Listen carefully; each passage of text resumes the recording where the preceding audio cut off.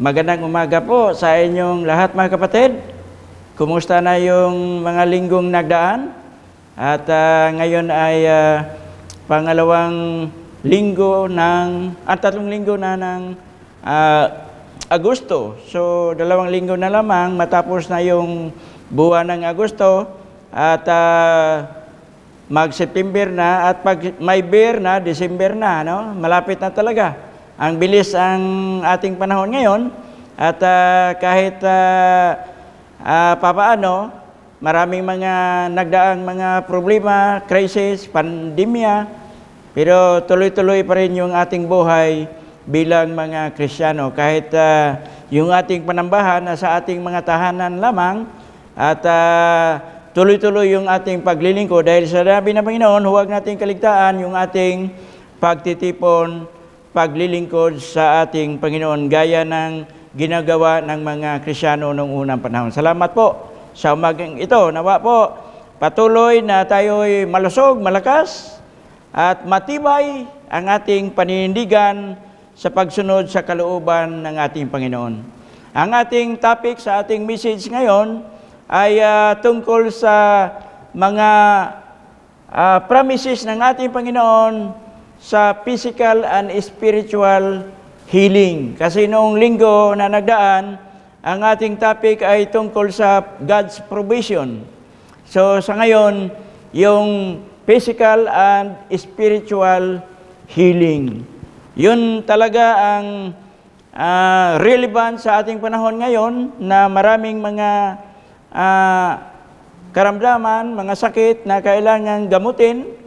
Sabi nga sa ating Department of Health na marami ng mga may sakit na sa hospital, karamihan mga COVID-19 o coronavirus na naghihirap sa kanilang mga karamdaman. At sabi nga kung tuloy-tuloy yung mga virus na to, ay baka wala nang malagyan ng mga tao na may mga sakit. Kaya ipag-pray natin, pagdasal natin sa Panginoon na ito pong pandemic na ito ay matapos na at magkaroon na ng vaccine o gamot na ating pinag-pray palagi na magkaroon tayo ng normal na pamumuhay. Okay? So ipag-pray natin yung ating sitwasyon, nawa ito po ay magkaroon ng normal sa ating sitwasyon sa buong Pilipinas o sa buong mundo. Healing. Paggagamot ng ating physical. Physical muna tayo kasi dalawa dito na ating talakayin, yung physical at saka spiritual. Una yung physical.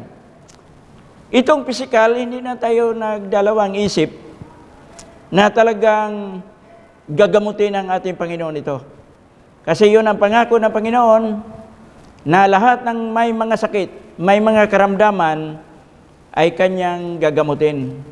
Kaya malaman natin mamaya sa mga pangyayari sa New Testament, nung si Kristo ay nagkaroon ng ministry sa Israel at nung siya'y umalis, meron siyang pangako na patuloy yung mga kahilingan, patuloy yung mga panggagamot, patuloy yung mga pagpapala na ipagkaloob ng ating Panginoon, mga biyaya, kahit siya po ay nasa langit na. Masigit pa nga ang ating magagawa o mga pangyayari sa buhay natin bilang mga anak ng Diyos, mga Kristiyano, dahil ang kapangyarihan ng Diyos ipagkaloob sa atin sa pamamagitan ng Kanyang banal na Espiritu na nasa loob natin.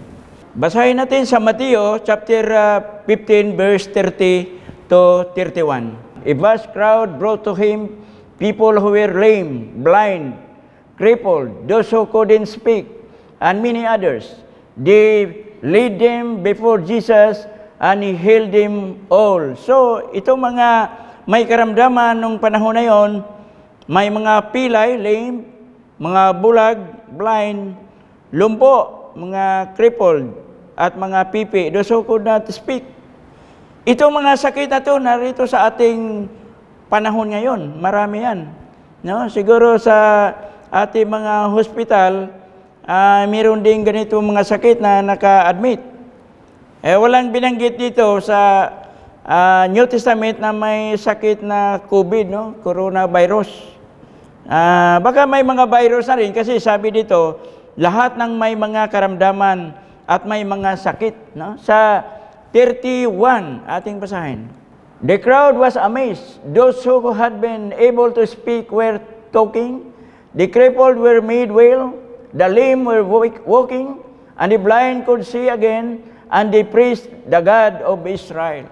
So sa pamagitan sa mga panggagamot ng ating Panginoon sa mga karamdaman at lahat uri ng mga sakit, ay na-amaze, nagulat yung mga tao sa panahon na yon.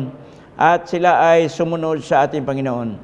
Sa atin, kung mayroon namang ganon na mga tinatawag dati na mga faith healers, wala tayong faith healers. Hindi tayo naniwala sa faith healers. Pero naniwala tayo mayroong healing. Mayroong faith healing. Kasi ang ating, ang Diyos natin na ating pinaglingkuran ay siya ay nanggagamot. Sa pamamagitan ni Jesucristo na ating tagapagligtas. Bukod na siya ay bumuhay ng mga patay nung panahon na yon, siya ay nanggagamot ng uri ng mga sakit, klase-klaseng mga sakit. Kaya ginawa ng ating Panginoon yun. Sa ngayon, kung isipin natin yung mga sakit na to na meron sa mundo natin, at ito rin ay magagamot kung ating isipin ang ating Panginoon at ating gagawin yung mga inuutos ng ating Panginoon kung anong dapat. Mamaya, merong dapat natin gawin kung ito ba'y applicable sa atin ngayon, paano natin gagawin, wala na si Kristo. Yung nandito, yung mga leaders sa iglesia ng ating Panginoon, tingnan natin kung mayroon ba silang karapatan o kapangyarihan na pwedeng manggamot na ipatuloy yung ministry ng ating Panginoon sa ating panahon o sa darating pang mga panahon. Okay, so lahat, sinabi ito, lahat na mga may sakit na dinala ng mga tao sa paanan ni Kristo ay nagamot. Sa Mateo 4:23 hanggang 25, tingnan natin. Sa Mateo 4:23, sinabi ito, Jesus traveled throughout the region of Galilee, teaching in the synagogues and announcing the good news about the kingdom, and He healed every kind of disease and illness. He healed all kinds of disease and illness. Lahat ng mga may sakit at mga karamdaman ng tao nung panahon na yon ay ginagamot ng ating Panginoon. Lahat ay nagamot. All was healed. Sabi ng Biblia. Sa 24, news about Him spread as far as Syria, and people soon began bringing to Him all who were sick. And whatever their sickness or disease, or if they were demon-possessed, or epileptic, or paralyzed, He healed them all. So, pinagaling ng ating Panginoon lahat na may mga karamdaman. Kaya, praise God, no?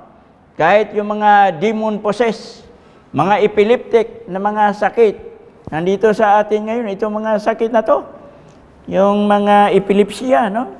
Mga paralyzed, kahit anong mga uri ng paralisado na katawan ng mga tao sa panahon natin ngayon.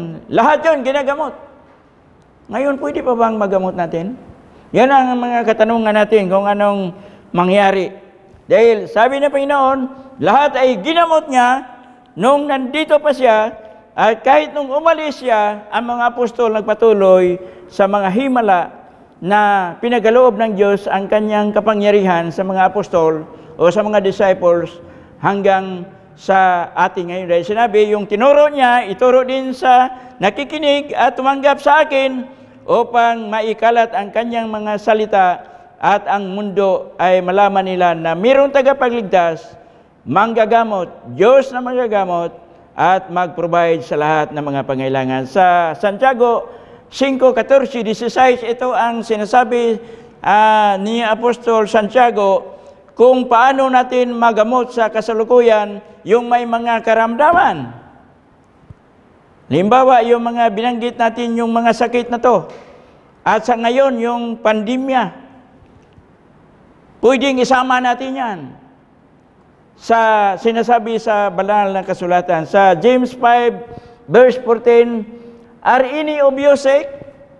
You should call for the elders of the church to come and pray over you, anointing you with oil in the name of the Lord. So, ang gagawin natin, dahil wala na si Kristo, tawagin natin yung mga elders, mga matatanda sa iglesia, o mga leaders sa iglesia ng ating Panginoon. Sabi dito, tawagin natin kung kayo po ay may sakit. Pero sa ating obserbasyon, iba ang sitwasyon eh. Pag may sakit ang isang Kristiyano, hindi tatawag ng elders o leader sa iglesia. Anong tawagan niya? Doktor. Punta sa klinik. Pag sinabi ng doktora, wala na. Wala nang kakayahan yung medisina.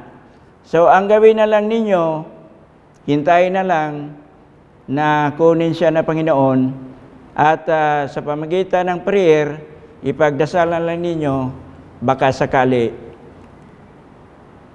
dagdagan pa siya ng buhay. Huli na talaga ang Panginoon, no? Mali. Mali yun na practice. So kung may sakit sa inyo, sabi dito sa Bible eh, are any of you sick? You should call for the elders of the church. Mayroon bang elders sa church? Mayroon.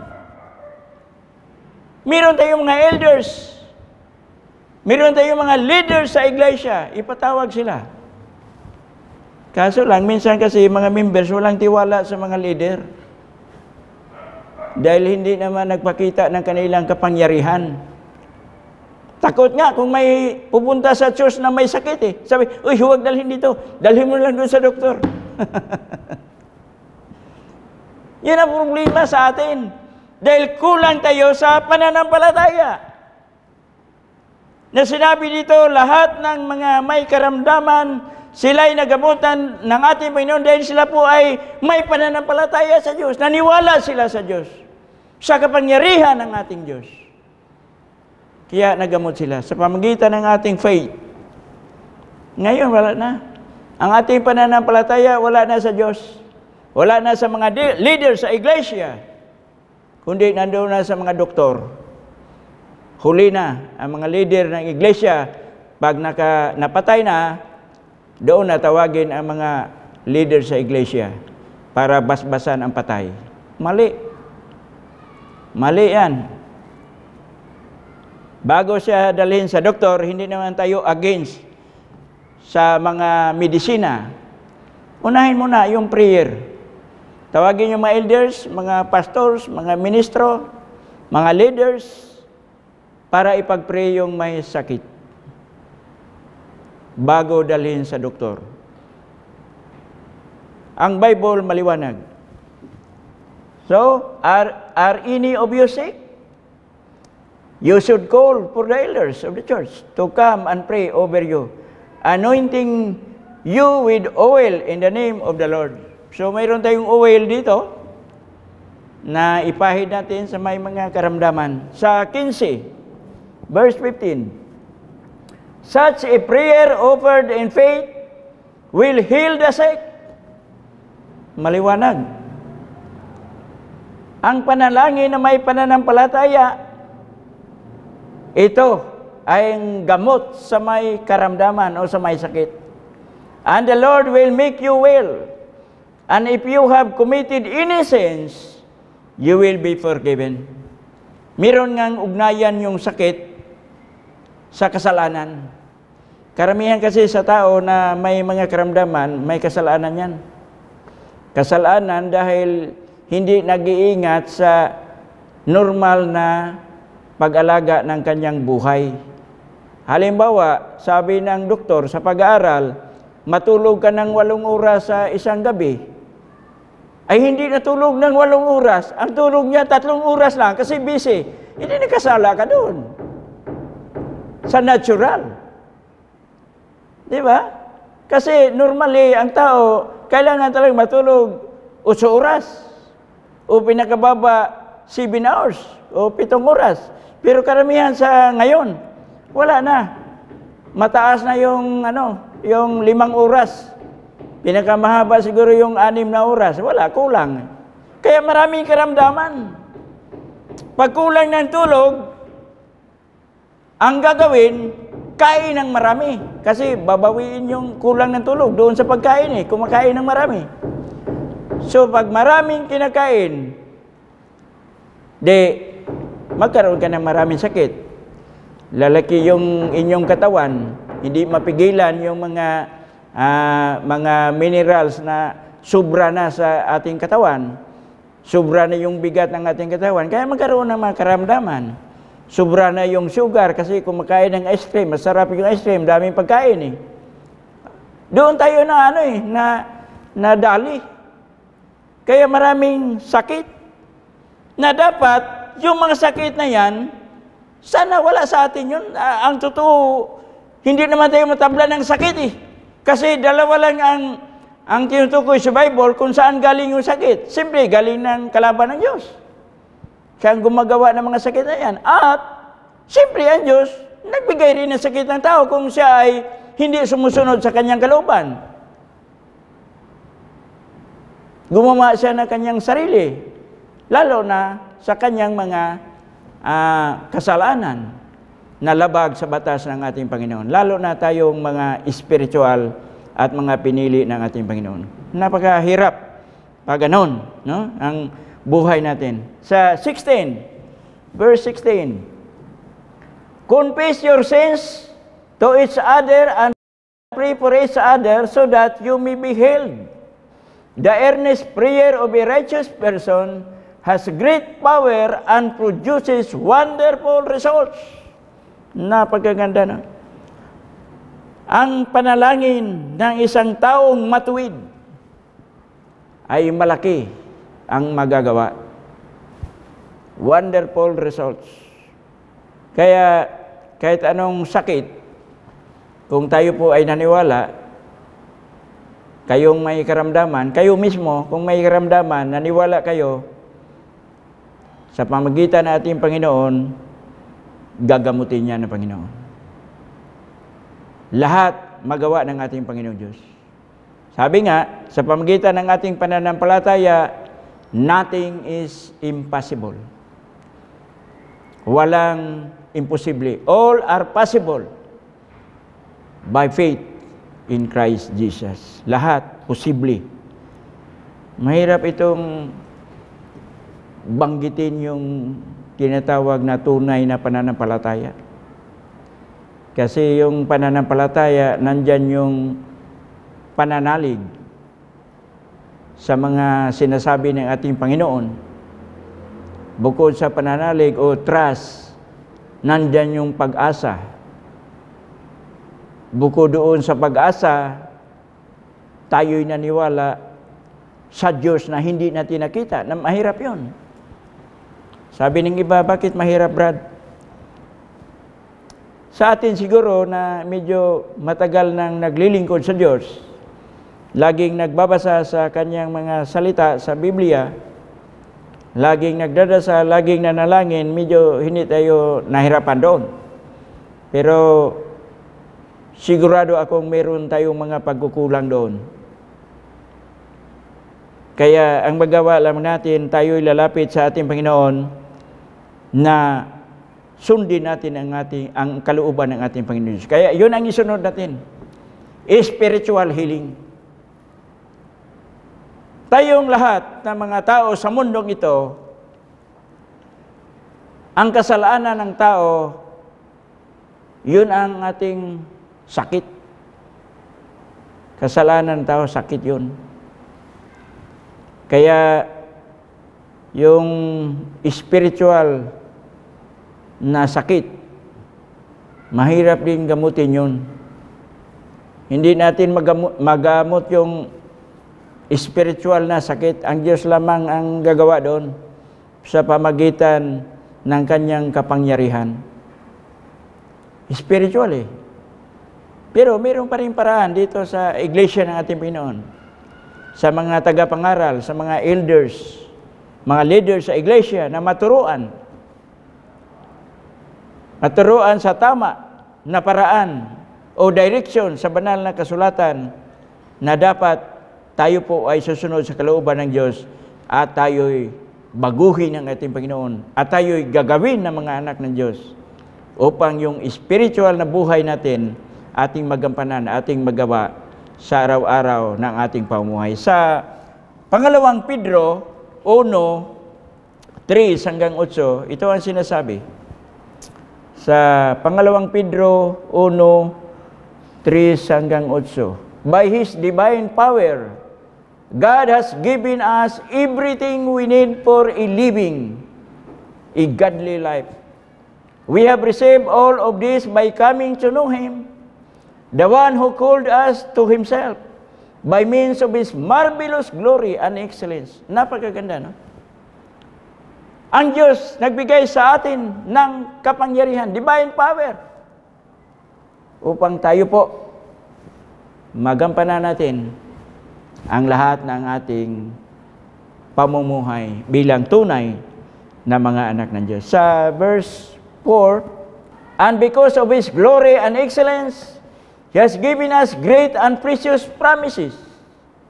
These are the promises that enable you to share His divine nature and escape the world corruption caused by human desires. Napakaganda. Kung tayo lamang po ay tapat na sumunod sa kalooban ng ating Panginoong Diyos at malinis ang ating puso at isipan, tayo po magtagumpay sa mundong ito, we can escape the world's corruption. Dito tayo, no? Ang ating gobyerno subok sa mga korupsyon. Napakahirap yun. Kaya spiritually, yung mga gawa ng mundong ito ang nagpabagal sa mga promises ng ating Panginoon na minsan hindi natin natatanggap o hindi nagaganap sa buhay ng mga Kristiyano. Sa verse 5, in view of all this, make every effort to respond to God's promises. Supplement your faith with a generous provision of moral excellence, and moral excellence with knowledge. So, sa kabutihan at kaalaman, dapat natin magampanan o gagawin. Sa verse 6, and knowledge with self-control, and self-control with patient endurance, and patient endurance with godliness. In verse 7, and godliness with brotherly affection, and brotherly affection with love for everyone. Yun ang spiritual na buhay ng Kristiyano. Sa verse 8, the more you grow like this, the more productive and useful you will be in your knowledge of our Lord Jesus Christ. So magkaroon ng bunga, magkaroon ng sagana sa buhay natin bilang Kristiyano kung tayo po mamuhay spiritual. Napakahirap itong gawin, pero sabi nga sa ating nabasa, kung gawin natin mamuhay sa Espiritu, sa pamamagitan ng ating pananampalataya sa Panginoon, magawa ang lahat ng mga bagay. Sa Efeso 3:16 hanggang 17, Ephesians chapter 3, verse 16 to 17. I pray that from His glorious unlimited resources, He will empower you with inner strength through His Spirit. Yan sabi ni Apostol Pablo na siya'y nanalangin na sa bawat Kristiyano o bawat isa na sumasampalataya sa Diyos, magkaroon ng empowerment ng Espiritu ng Diyos, ng Holy Spirit. So, nasa atin yung Espiritu ng Diyos. Sa ibang mga talata sa Biblia, mga sinasabi na ang Diyos mismo ay nasa atin. Yung kanyang Espiritu nasa loob natin. Siya ang nagbigay ng direction sa atin kung tayo po ay susunod sa kanyang kalooban. At ang Diyos, nais niya na tayo po ay palakasin sa ating spiritual na pamuhay. Sa verse 17, then Christ will make His whom in your hearts, as you trust in Him, your roots will grow down into God's love and keeps you strong. Napakagandang talata. Nais ng Diyos na tayo'y pagyamanin at padakilain sa pamagitan ng Kanyang Espiritu. Napakaganda, no? So, tayo po ay tapat at sumusunod palagi sa kalooban ng ating Diyos, tayo po magtagumpay. Hindi tayo matakot sa anumang mga karamdaman. Dapat nga sa atin, ang totoo dito, na dapat hindi tayo maghintay na magkasakit. Meron nga kasibahan, prevention is better than cure. Hindi tayo maghintay. Dapat isipin natin palagi at laging manalangin na yung mga sakit wala sa atin. Sa totoo lang ako, sorry lang, no? Hindi ako naniwala sa mga sakit. Mga ilang taon na, bata pa ako hanggang ngayon. Wala akong naalaala na napunta ako sa ospital o na-admit ng ospital o napunta ng doktor o sa mga clinic ng doktor. Wala.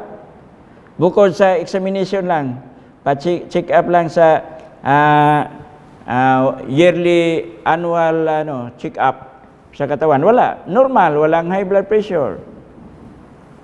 Tama yung sugar. Tama yung iba pang mga gina-check sa medisina.